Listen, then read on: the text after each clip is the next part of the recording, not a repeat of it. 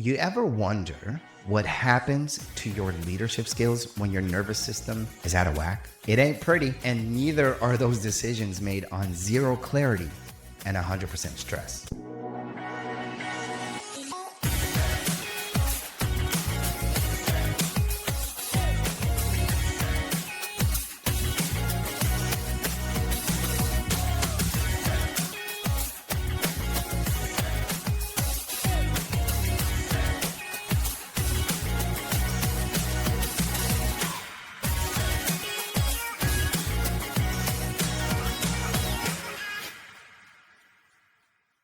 Welcome back to Beyond Adjustments, the podcast that doesn't just talk about back pain. We're here for every shift, every adjustment, and breakthrough that helps you live your fullest life. I'm your host, Amin Saeed, and today, you're in for a treat. Today's guest, he's someone who doesn't just adjust spines. He adjusts futures. I said it, yeah, I know, bold, but hear me out. He's a former powerhouse educator, so good they tried to pull him into a district leadership role. But he chose a different path. He's now the founder of Nexus Family Chiropractic in Dana Point, California, Dr. Daniel Kimbley. We're diving into nervous system health, leadership, clarity, and why the science behind stress might just be the missing link to unlocking your best life. Let's jump into it. Dr. Daniel, first off, man, welcome back to Beyond Adjustments. So glad to have you back on the show. I mean, thank you, brother. Thanks for having me. Honored to be back. The first time was so fun. So to be back on so quickly is just, it's special, man. It means a lot, for real. Yes, sir. No, and honestly, the honor's all mine. So I appreciate you accepting the invitation, but I can't wait to get a little bit deeper than we did the last time, just to talk about some of the topics we spoke about in our first podcast, but just getting a little bit deeper into those conversations. So I'm really looking forward to it. But so let's set the stage, right? You've been super passionate about this topic lately, or maybe even from the start. But can you explain why nervous system health isn't just kind of a health thing, but a leadership thing too? Yeah. Oh man, there's so many places to go. It's so open-ended. I think this is I think a lot of people think that leadership comes from, it's like some magical thing that they are just endowed with, some people when they're born. But it's just a skill. And all of the skills that make someone successful are housed in a very specific part of the brain, the prefrontal cortex. And so from like when we talk about nervous system health, what I am primarily interested in is how the prefrontal cortex houses these certain skills: grit, willpower, perseverance. The list could go on and on. But those things make somebody a better leader. And so nervous system health, yes, it's about health and like how your physiology works. And we can kind of talk about some of that stuff if you want. But really, to me, why I get fired up about chiropractic and the brain and the prefrontal cortex is because we're helping people. Like if someone's a better leader, that transforms not just the lives of the people we adjust, but I mean, it ripples through families, it ripples through workplaces. And it's just a noble, that's what BJ and Didi talked about, dude, is like clearing out systems and creating a state and a nation that's healthy, and not just healthy physically, but also mentally, emotionally, spiritually. And I think being a strong leader is a part of that, but it's just a skill that's housed in a part of the brain that you don't have access to if you're stressed out. Yeah. It's actually crazy how many people think leadership is all mindset. Yeah. When really in reality, the brain and the body are kind of running the show, right? 100%. So here's a buzzword: cortisol. Yep. The stress hormone, quote unquote. It's demonized a lot, right? But can you break it down, like how cortisol specifically sabotages our ability to lead, make decisions, and stay resilient? And is there even a benefit to it? I don't know. I'll let you. Yeah. So, I mean, I'll work in reverse order. So cortisol, sure. So we got to remember, like, God designed our bodies. He didn't mess up. So he didn't just be like, he didn't wake up one day and go, oh man, I shouldn't have put cortisol in there. for them to a little release. Too much salt. He's like, I messed up that part. I don't know what I was thinking when I dropped cortisol into their systems and the ability to release it. Like, that's not how it works, right? So everything we're given is for a reason, right? That's number one. So that's important to understand. But cortisol is designed, there are a number of functions of it, but one of the biggest things it does, it puts sugar in the bloodstream. So if we are cavemen and we have to fight or run away, sugar gets dumped into the bloodstream. It's going to give us the quickest, easiest energy possible. So we have it to use immediately, not break down fat into sugar, not break down protein into sugar, but use it instantaneously to be able to fight or run away. It just gives our body more energy. So genius design, right? And but the problem is that, and like these are Harvard studies. This is not me just making this up. So you go look these up. But Harvard's done 3 studies, probably more than that. But what they find in all 3 of these studies is that cortisol and testosterone are inversely linked. And so what they're finding is that if you have high levels of cortisol, you're going to have low levels of testosterone. So testosterone is a sex hormone, but it's also a hormone of motivation. And so their studies, this is both men and women, by the way, not just with men, is that when people have lower levels of cortisol, a couple of things, they're actually, 1, better leaders, and 2, they find that they're perceived by other people as better leaders. So it's like just based on perception, right? And we could, if I won't go too far down the rabbit hole in that, but I think there's an explanation for it too. So from the science perspective, this is kind of what happens. The body, when we have a stress, it releases cortisol, adrenaline, norepinephrine. Cortisol is what we'll focus on. But testosterone is a sex hormone. So we don't need testosterone. We don't need our sexual function. We don't need that drive to, in a time of stress, if a bear was going to attack us. So we shut it off. And so that's kind of the physiological, I'm giving like high level. But if you're fighting a bear, you don't need it. Like, you just need to either kill the bear or run away from it. There's no in between. And so testosterone is much a build up hormone. But if we're on defense, if we're in safety mode, we don't need to be in build up mode. And it's like driving your car with foot on gas pedal and brake pedal. We don't need to be in both at the same time. So if we have stresses, which if you're a business owner, you do, if you're a living human being that looks at any computer screen or cell phone screen, or is in the vicinity of Wi-Fi or EMFs or whatever, all of those things are stresses on our system, but we don't fight or run away from them. So the brain will continue to drip stress hormones just to keep us safe and protected in case the threat shows up. So leadership is directly correlated to our levels of cortisol being released in the system or our levels of testosterone in the system. Harvard, that's Harvard stuff. Yeah, it's good stuff. And it's not just, high performers, right? This affects, parents, teachers, entrepreneurs, everybody. Yep. And you talk about, clarity in leadership. How exactly does an unregulated, we'll call it, nervous system cloud someone's clarity?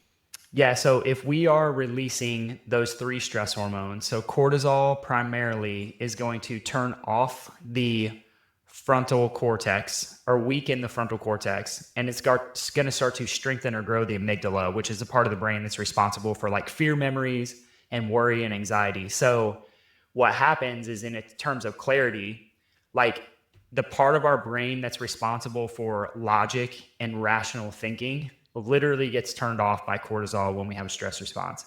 So from a clarity perspective, and I can give you an example of this too. From a clarity perspective, what happens is our clarity literally goes down because the decision to fight a bear is an irrational decision. So our irrationality, our clarity, our ability to make decisions, our ability to set a long-term goal, but then do the short-term things to stick with it, goes down every time our body releases stress hormones, because we don't need that energy in that part of the brain to fight and kill a bear. It doesn't lend us to safety or survival. So like when, we're taking care of a family, and let's say the dad, who's the leader of the household, mom's like, he isn't showing up. He doesn't set any of his own appointments. He doesn't really help with anything around the house. He just kind of like gets home from work, turns on the TV, watches sports, veges out. And we start taking care of dad. And mom's like, you know what? Like, he'd offered to take the boys to school today. Or, he started playing with the girls again. And like these kind of, because they realize there's a level of clarity that comes where they're like, oh, I'm like sleeping through part of my life. And I lived this out real time when I was a teacher. So I can kind of relate to it too. But yeah, it comes down to, from a very neurophysiological perspective, what happens when those stress hormones, specifically cortisol, dampens the frontal cortex and then ramps up the amygdala. Yeah. So when you adjust the nervous system and, really restore proper communication is what it is really. What shifts do you most often see in people's leadership or personal power, we'll call it? Yeah, I think the biggest thing is that people start feeling a sense of safety to do things that they used to think were scary. So, if man, there's so many places. I love talking about entrepreneurs.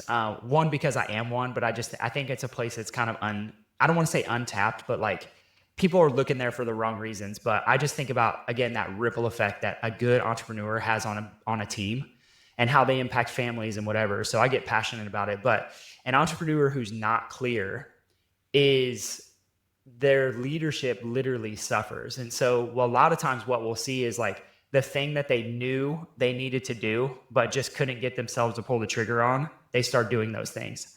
And it's like, if the business grows, the team grows. The team has to.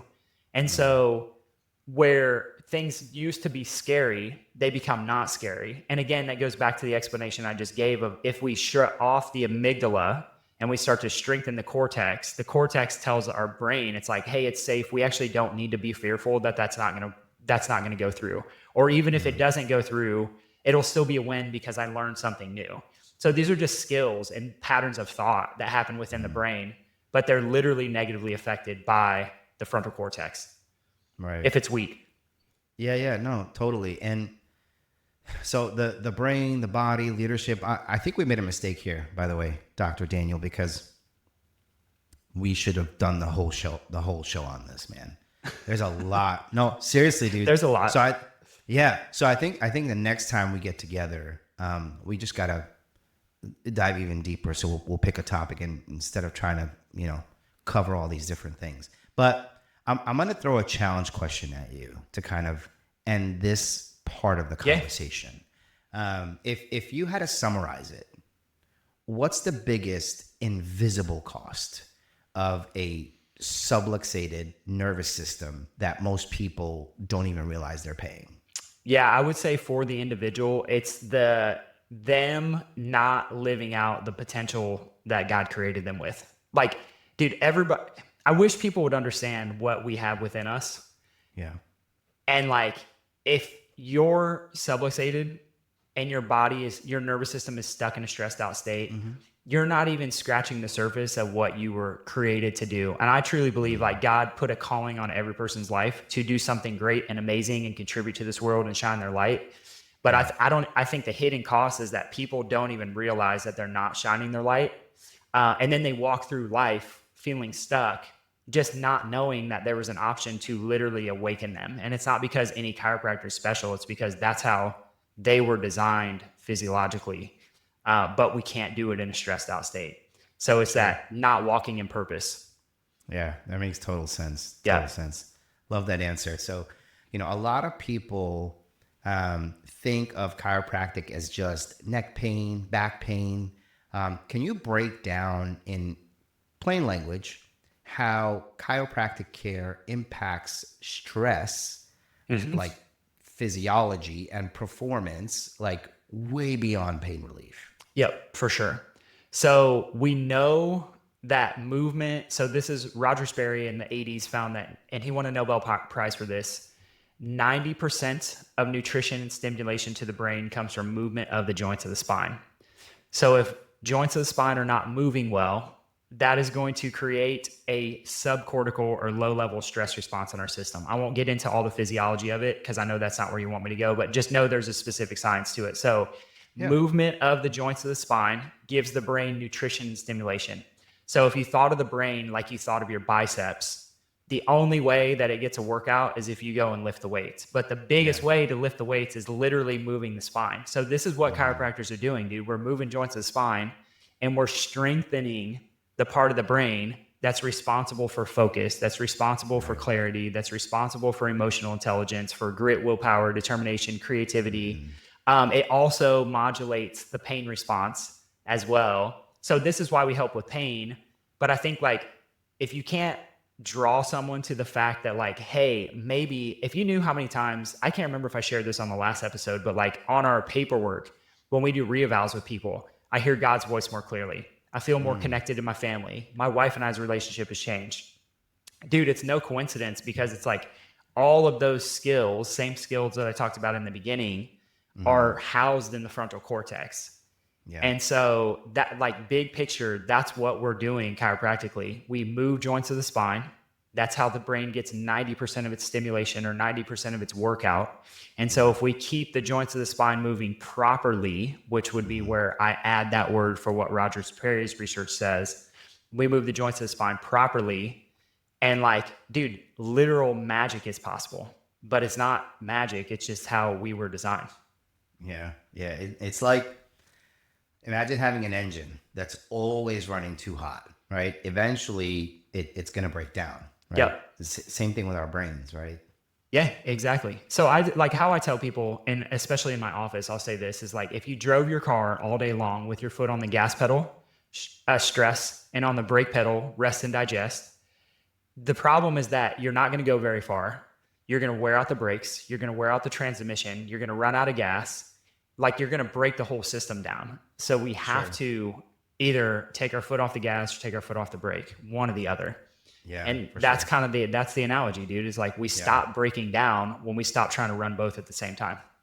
Yeah. No, it makes total sense. And I know you touched on this a little bit where you said, when with the re-evals, some of the things that you're hearing people say is, I hear, God more clearly, better relationships, all that. But so when someone starts getting adjusted regularly, what changes might they notice first outside of, pain relief or whatever, but maybe in their mood, energy, focus, and maybe a specific example of that? Yeah. So the one that comes to mind based off of, and I have so many of these, I share them with the team like every day, but so I have a kid right now he's like pretty skeptical. He's young. He's 23, I think, getting adjusted. And his first thing, he came in because he had knee pain from playing basketball. And so we're adjusting him, and he's like, dude, I am having dreams, like the most vivid dreams I've ever had in my whole entire life, every single night after getting adjusted twice a week. So he's like, why is that the case? Well, he's just getting deep REM sleep now, where his body wasn't getting into that deep, because stress hormones keep us awake and keep us alert. So it always goes back to the stress hormones, right? So that's an example. Better mood for sure. I've noticed a lot of people, they're like, the best way they describe it to me is like, I just feel like a weight's been lifted, or like I feel like the fog's gone. And I don't know that yeah, man, that's it's hard to explain, but that's like, when people say that, I'm like, we're on the right track. That's perfect. I don't need to know what that means for you, but we're on the right track. It's like the fog's gone and the weight's been lifted. That's awesome, man. So you're a huge advocate of helping families in general, right? Not just kind of high level professionals and, Yeah. And let me ask it this way. Why is it so critical that kids, parents, everyone taps into this kind of care early on? Yeah, for sure. So I think that if there's two ways, like the conversation comes up, nature, nurture. But I think that when we're adjusting kids, we're setting them up to be successful later. Like, we're affecting the part of the brain that's responsible for the success skills. So by default, we have to be setting them up for success late. Like, it just has to work that way, which I see all the time with families who are like, dude, I've had my baby adjusted since they were born. And now they're 5, 6, some of these kids are 5, 6 years old. And they're like, I don't understand. Like, can you explain to me why all our friends' kids are sick all the time? Or like, they're having difficulty reading or difficulty with language, or they're hurt all the time. And they're like, my kid is just crushing it. And if you knew the amount of times I heard that, it's like, it becomes where it's not like just that one kid, it's all over. So for kids, I think it's most important to set them up from first breath to be healthy forever. Yeah. But we live in a sick care paradigm that says, well, like, nothing's wrong unless there's something wrong. But I can attest, like, I'll talk about my aunt for a second. They found a stage 4 tumor in her brain 2 weeks before she passed away, and she had no symptoms before that. So it didn't just go from 0 to stage 4 in 2 weeks. She had this growing for years. But if we live in a sick care, there's no symptoms paradigm, that's the result that we get. So for kiddos, I know that's an extreme example, No, but I get it. that like we're setting them up so they don't have to deal with this stuff later, right? Yeah. For parents though, I think it's cool because like we know, I see it time and time again with families who show up well for their kids. The kids are different and they're less stressed and they feel more connected and they feel safer. And then how are those kids going to show up one day when they go to run the world that you and I aren't going to be able to run anymore? Yeah. Is like, of course, I would want the whole family adjusted because if that family produces healthy fruit, they will pass that on to the next generation. Yeah. Let me kind of, we're getting through this fairly quickly, which I love because it's concise and it's good information. But I'm going to close this section out with another challenge question. Yeah. More of a myth buster question. If you could bust one major myth about chiropractic care, kind of wide open, what would it be? I mean, the one that you already said, it's for neck pain, back pain, and headaches. It's so not true. And like, you look at the foundation of it, like you can read BJ Palmer's work and look at, he's talking about like, we can change the mental health of a state, of a nation, of a family. Like he's talking clearing out prisons and mental institutions. And like, this was never meant to be about neck pain, back pain, or headaches. So, and I think if people don't know the roots and the foundation of it and what the heart was there, sometimes we get mixed up in like the insurance game and like insurance only pay to get somebody a pain and the Medicare and all those stuff. That's that's where it gets met. Yeah, I know. So like, I don't want to go down that rabbit hole, but dude, the myth is like, it is for success. It is for humanity. It is for creating a world that I'm unapologetically like, it is the best thing we could do to leave the planet better than what we found it. 100%. And that kind of leads us into, sorry, did I cut you off? No, not at all. Oh, it leads us into kind of shaping the future leaders, right? And changing healthcare. That's kind of where I want to take this conversation right now.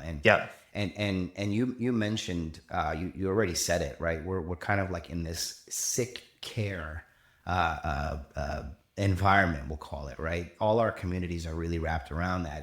And looking at where healthcare is really going, right? Sick care versus proactive care.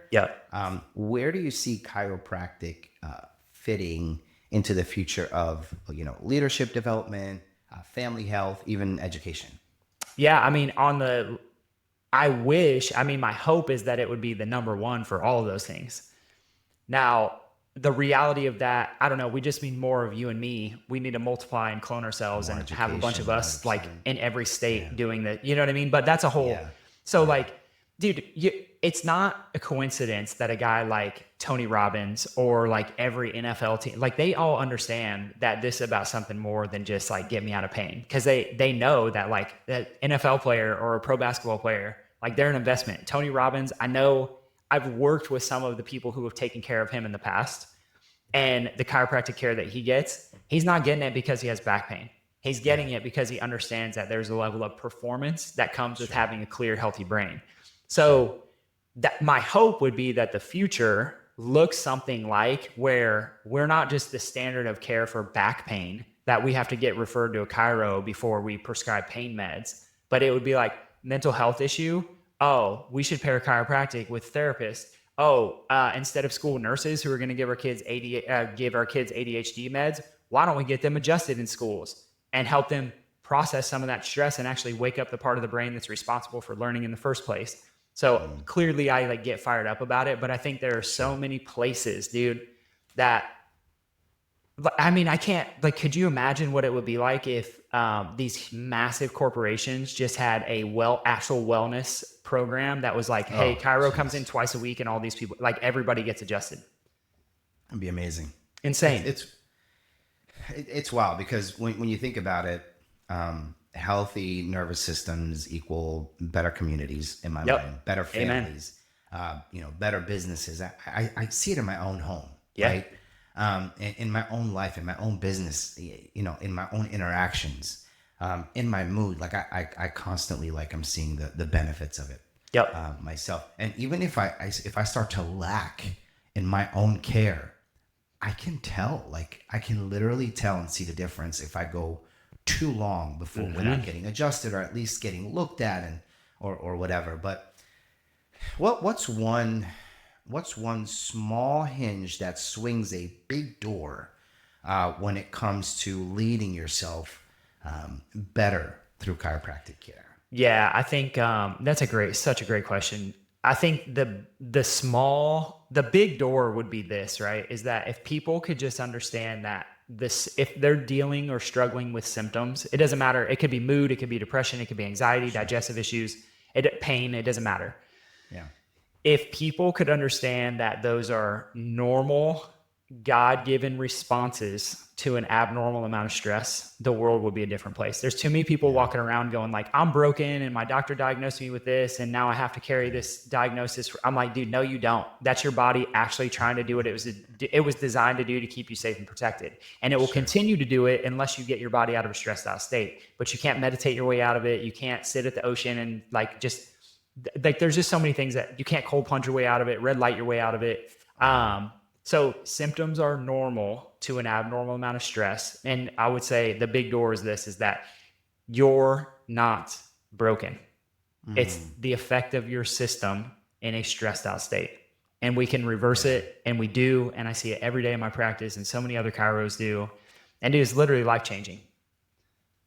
Follow-up question for you here, because at least for me, my mindset was, well, if I know a lot of people think this way, and again, this was my mindset is, if I get adjusted once, I'm gonna have to get adjusted for the rest of my life. Yeah. First and foremost, yes, you should be getting adjusted for the rest of your life. But pulling away from that just a little bit, right? Because that's an easy answer. Yes, just get adjusted. I mean, you go to the dentist, right? A couple of times a year, right? Because you should at least. But this is even that much more important.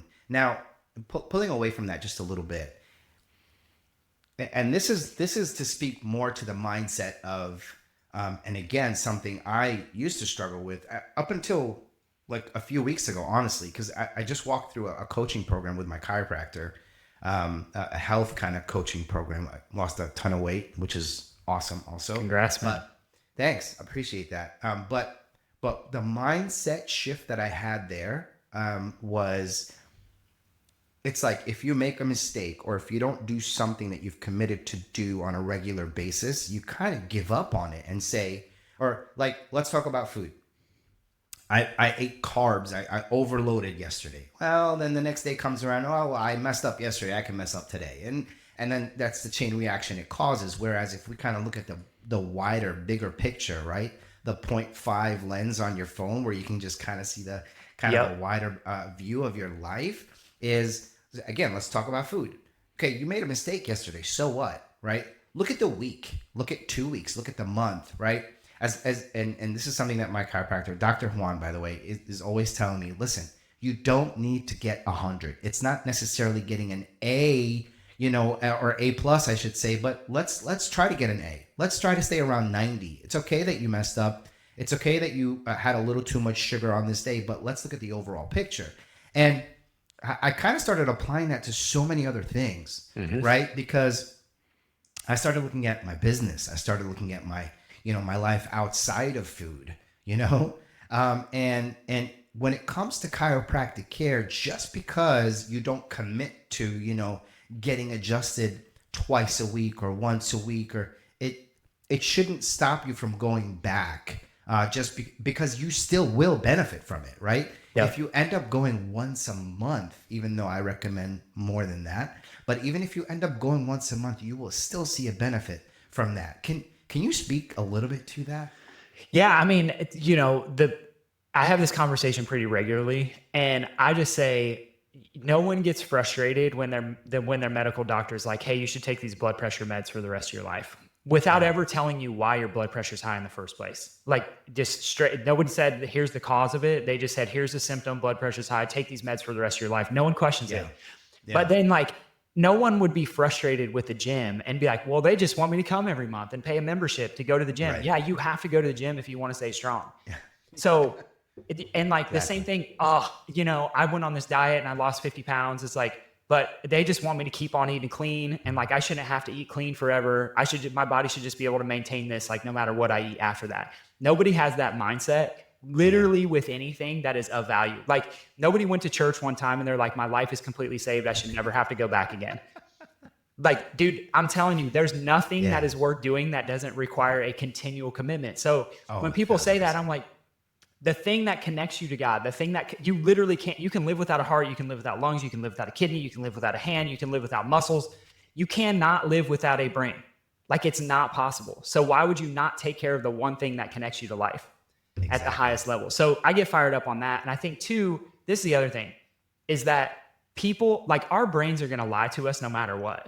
And so what I mean by that is like, I have days when I'm like, oh, I'm not good enough, or I could just not eat that. And it doesn't matter anyway, because like, I'm always going to look this way, or it doesn't matter anyway, because my business is always going to be this way, or my marriage. But it's like, dude, all you have to do is just realize that like, that's actually your brain lying to you. And if you know and understand that like God made you for more and you get that, then it just takes a shift in decision. Your brain's going to lie to you either way. So you might as well fill it with the good stuff instead of the bad stuff. Sure.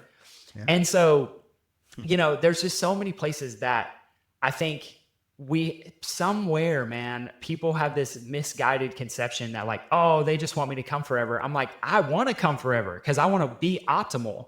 I don't want to deteriorate like my dad did at 55 and then pass away at 62 and never get to see my grandkids. Exactly. So like, I know I'm being like a little bit harsh, but yeah.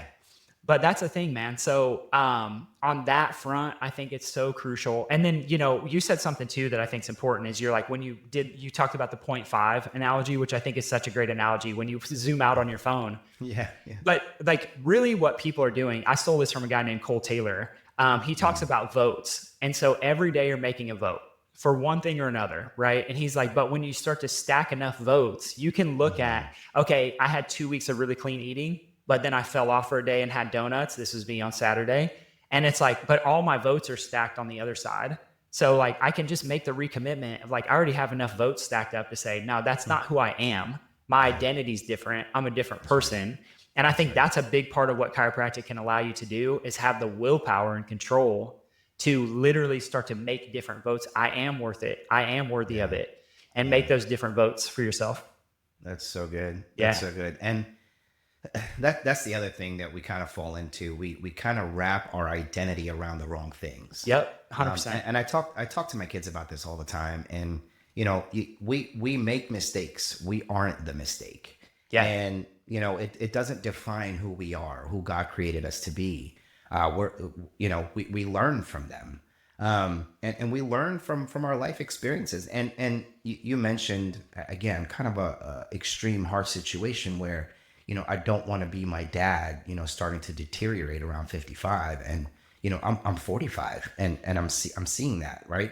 So I love my father, and honestly, I wouldn't be where I am today if it wasn't for the values that he's instilled in me, and for the blood, the sweat, the tears, the years and years of work that he put on his back to get our family where it is today. But honestly, I don't want to be where my dad is from a health perspective today. He's 72. He's not doing great.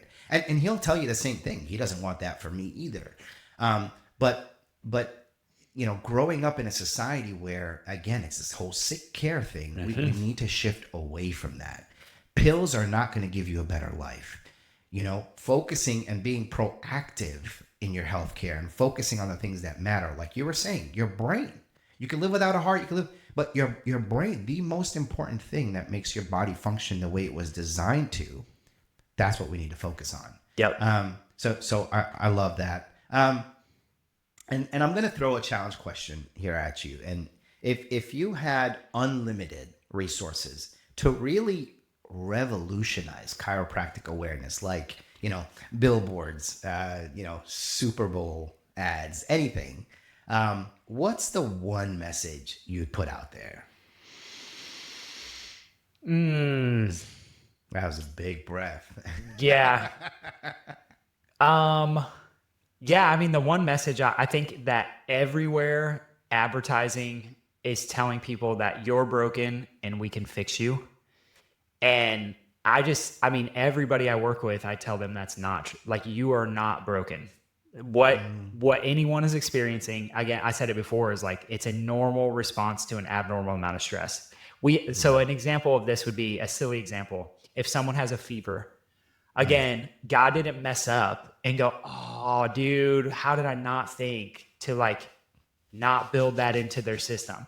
No, it's built in because guess what? Just like you cook chicken on the grill, your body heats up to burn off bacteria. So it's an assist to the system. It's a good thing. Yeah. It's good for you. It's normal. God built it that way. That's how it's designed. But we're taught like, oh, I have this symptom. We should take a medication to break it. And like, I know there's varying viewpoints and whatever, but to me, dude, I would just encourage people that you're not broken, because if someone thinks that they're broken, they trigger the same stress response that we are trying to turn off. Like for real. So when I had a guy yesterday and he's like, man, he's like, what did he say? I'm just so screwed up. My body's so screwed up. And I said, no, you're not. This is your body trying to protect itself. And we will unwind the system and we'll create safety and your body will let all this stuff go. But if you keep telling yourself you're screwed up, you're going to continue to manifest that exact physiology that will keep you stuck here. But that's every ad, dude. Most marketing is just pitching that you're broken and you can't do it on your own. So let me fix you. And your body has the ability to fix itself, but it can't do it in a stressed out state. Yeah. And I actually say this all the time. So I'm as you know, I'm a huge advocate of chiropractic care, and there's not a person that's in my life that doesn't know that, right? Yeah.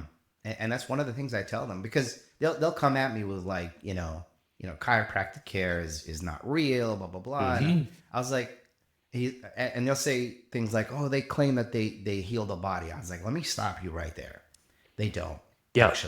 Actually, they don't. They don't do anything near that. What they do is, yes, I said do. What they do is they get your body back in alignment so that it could do and behave the way it was designed to behave. That's it. And that's the song I sing with every person I speak to. And it's unfortunate though, because it's hard to, unless they experience it for themselves. I'm going out on a stretch here, on a limb here, but it's kind of talking to somebody about their salvation. It's like, you need Jesus, man. But unless they experience God for themselves, there's nothing that you can say. So I challenge whoever's listening to this who hasn't been adjusted, give it a few adjustments and see how your body feels. And honestly, if you're going to the right chiropractor, you should really start seeing changes in your body, in your mood, in your movement, in your interactions within a couple weeks. Like, it shouldn't take that long if you're going to a nervous system based chiropractic care. Is what I should say. I wouldn't trust what I call the conveyor belt practices, and I'm not going to speak ill of anyone, because any adjustment will help the body, but any adjustment will help the body. Seriously, I don't want to. I'm not spreading gossip or anything here, but give it a try. That's all I can really say. That's all I can really say here. Yeah. If I could just share a quick. So I have a guy. He's been with us 2 weeks. So he comes in and his complaint was like, why do you ask me all that? What do you need to know about my birth and paperwork? And he's pushing 60. I think he's 58. So, pretty wicked disc issues in his low back. His body he feels like an 80-year-old is the basic thing. The reason he came in though is like he has tendonitis in his elbow. And so we walk him through a process. So it's been 2 weeks. And he committed to us for 6 months. So 2 weeks. And he said to me on Monday, so this would have been a week and a day. He said, he's like, I'm hesitant to even tell you because I feel like I'm just making it up in my head. But he's like, dude, I'm getting out of bed like I haven't gotten up in like the last 10 years. He's like, I'm just not as stiff. And he's like, my mood's better. And my wife notices. So his wife starts. So she's a week under. And she's like, all my stuff that I've had for the last 3 years in my hip is gone in yoga, like completely gone in yoga. And so, but this dude is like the skeptic of skeptics, where he's like, there's no chance that what you do could help me. And like you said it perfectly, dude. It's like unless you experience it, you have no idea and I will be your biggest cheerleader to tell you that whatever you think you're stuck at, there's more for you. and it's already within you, and no one can implant it in you. It's already there. You just have to unlock it. That's so good. Yeah. And so after all these years of serving families, leaders, entrepreneurs, what's still the most rewarding part of this work for you? I take it for granted often, but it's the ripple that we see in families. To give people, to have someone who's had depression their whole life say, for the first time ever, I feel like I had a good week. There's no financial reward could come on top of that. Like watching people just be restored to who they were designed to be and step into it is, and time, and it doesn't matter the age, dude, 80 years old, 3 years old, the potential that humans have is absolutely insane. But most of us are dealing with a fraction of it because we're not addressing the brain and nervous system. And like, I'm just stoked. Man, I want to be a cheerleader for everybody out there. Like there's more, there's literally more. And you don't even, and that's what you shared it earlier, actually, because you were like, I notice when I don't get adjusted. You know why you don't know, why you notice? Because your body drops to like a 90%. And now you know the difference between 90 and 100. But most people are at 50 thinking they're at 90. And I'm like, dude, you don't even know what's in store for you. No idea. Even with, great answer, by the way, but even with, so I also use a Denerol. Yep. And even when I don't use that regularly and I'm still getting adjusted, like everything counts, right? Or if I'm just doing Denerol and not getting adjusted regularly and so on. But the combination, like everything that you could do to really adjust your neck, your spine, anything that's where your nervous system is passing through, it is going to make a difference. And yeah, totally with that. And so I have two more questions. I have a question and then maybe a final challenge question. Yeah. But before I do that, where can listeners connect with you, your work at Nexus Family Chiropractic, or follow your podcast? Yeah, for sure. So at Nexus Family Chiropractic is my practice. The other place and probably the easiest place to connect with me is at Dr. Daniel Kimbley. And yeah, man, just like reach out if you want to have conversations. Like I will DM you. Nobody manages it for me. I run it on my own. So I would love to have conversations. See if I can find, if you're listening somewhere else, dude, this is one of the things I've trained my team so well on this. If you're looking for a good chiro in your area, message us and say, hey, I heard you on the podcast and I would love for you to help me find a chiro in my area, and I will have my team do it for you. So you it's one of those things, dudes, that like I have people reach out all the time and they're like, I don't know where to go. I don't know how to find a good chiro. Well, I'll help you. So those are the two, Nexus Family Chiropractic or at Dr. Daniel Kimbley would be great. Love it. Yeah. Love it. So here's my last question before my final challenge question. Yep. For listeners feeling stuck, whether in leadership, health, or just life, what's one immediate action step they can take today to move toward a better future? When you realize that you are worth the investment, like that, I could just period stop there. Just realize that you're worth the investment.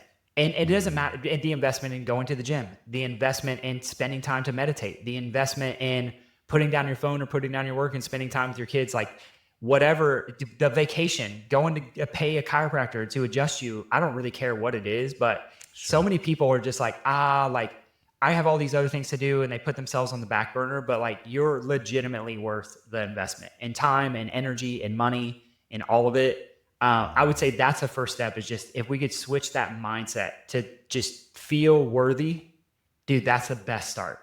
Because everything else will come on the other side of that. That's so, it's a simple concept, really, kind of really seeing that you are worth it, and worth the investment. Like you look at a house, right? You put a ton of money into a home because it's worth it. You put a ton of money and you invest a lot of money into a business because it's worth it. Well, if you weren't there to do any of that stuff, what's it really worth? So it starts with us. So I love that answer. Okay, and here's your final challenge question. Let's go. Yeah, let's go.